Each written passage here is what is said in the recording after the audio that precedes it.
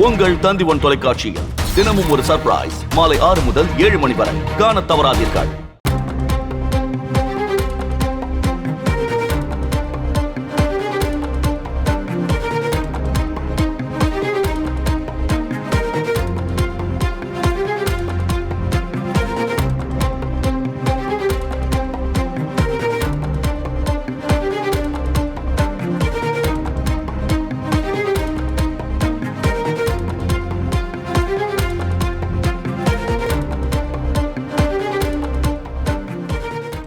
YouTuber சவுக்கு சங்கருக்கு எதிரான 16 வழக்குகளின் விசாரணைக்கு உச்சநீதிமன்றம் இடைக்கால தடை விதித்து உத்தரவை பிறப்பித்திருக்கிறது.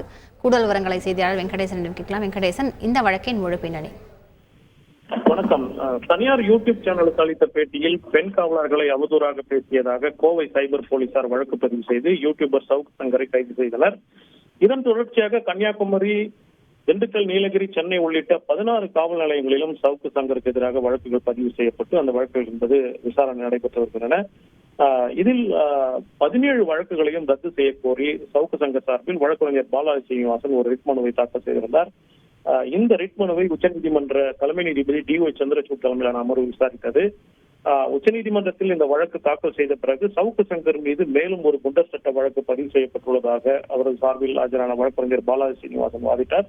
இந்த வாதத்தை ஏற்ற உச்சநீதிமன்றம் சவுக்கு சங்கருக்கு எதிரான 16 வழக்குகளின் விசாரணைக்கு இடைக்கால தடை விதித்ததுடன் அந்த 17 வழக்குகளையும் ரத்து செய்ய கோரிய சவுக்கு சங்கரின் ரிட் மனுவுக்கு பதிலளிக்க தமிழ்நாடு அரசுக்கு உத்தரவிட்டுள்ளது. கூடுதல் விவரங்களுக்கு நன்றி வெங்கடேசன். உங்கள் தந்தி1 தொலைக்காட்சியில் தினமும் ஒரு சர்ப்ரைஸ் மாலை 6 முதல் 7 மணி வரை காணத் தவறாதீர்கள்.